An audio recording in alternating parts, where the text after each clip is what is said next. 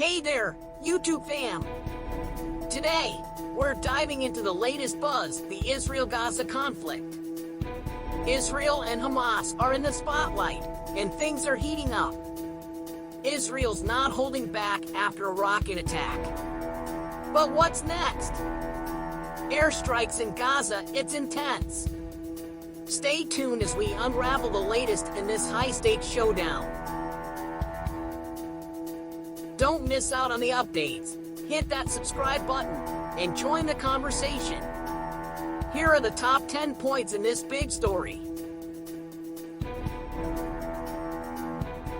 In a powerful message to the people of Israel, Prime Minister Benjamin Netanyahu delivered a crucial announcement. Prime Minister Netanyahu, firmly citizens of Israel, listen closely. We are in a state of war. This is not just an operation, nor an escalation. It is war.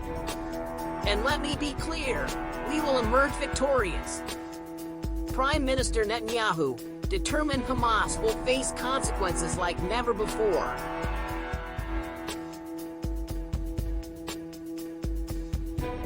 A shocking event unfolded on a festive morning in Israel.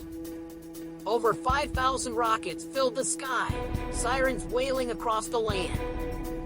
Reports suggest an infiltration by Hamas militants, deemed terrorists by the country's defense forces.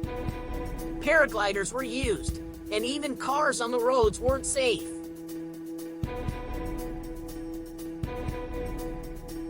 Defense Minister Yoav Gallant, firmly Hamas has made a serious error today, declaring war against Israel. Our IDF troops are engaging the enemy on every front. Defense Minister Gallant determined we are resolute in our response. Important news for Indian citizens in Israel. The Indian Embassy has issued an advisory. Please be careful, avoid unnecessary trips, and stay near safety shelters, they say.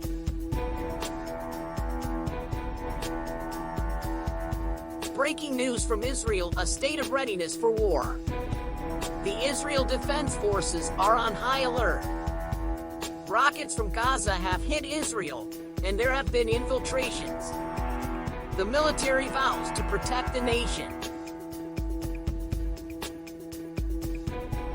In a significant development, the armed wing of Hamas has launched Operation Al-Aqsa Flood. They claim to have fired over 5,000 rockets in just 20 minutes in what they call their first strike. Hamas leader Mohammed Deif delivered a message. We're ending this, with God's help, to show that recklessness without consequences is no more. Urgent news from the holy city of Jerusalem and all across Israel. Sirens are blaring as multiple rocket impacts have been reported in the south and central regions. The government is urging civilians to stay close to shelters, especially those near the Gaza Strip who are advised to stay home. Tragically, an elderly Israeli woman lost her life in a direct rocket hit, and 15 others are injured, according to emergency services. Our thoughts are with those affected. Please stay safe. Heart-wrenching scenes unfolding in Gaza. Hundreds of men and women are forced to leave their homes near the Israeli border. They're carrying only blankets and food items with them. Let's keep them in our thoughts during these challenging times.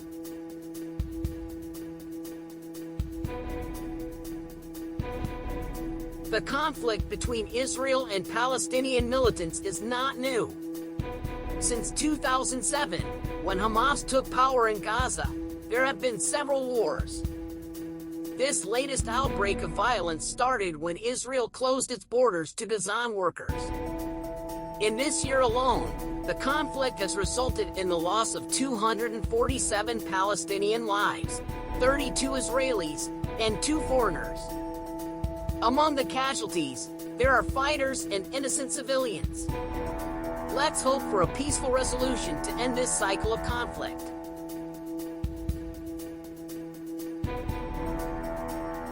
recent violence erupted following a statement by Hamas.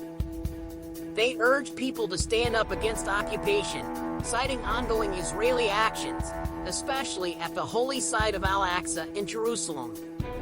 Al-Aqsa holds immense significance for many.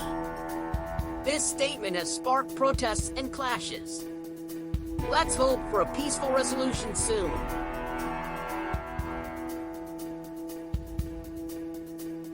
As we conclude our coverage of these unfolding events in Israel and Gaza, it's clear that the situation is incredibly complex and deeply saddening. Lives have been lost, families displaced, and communities shattered. But amidst the turmoil, there are stories of resilience, courage, and a desire for peace. The world watches, hoping for an end to the violence, for a lasting peace, and for a brighter future for both Israelis and Palestinians. Our thoughts are with all those affected by this conflict. Let's work together to support peace and understanding in this troubled region. Thank you for joining us today. Together, we can make a difference.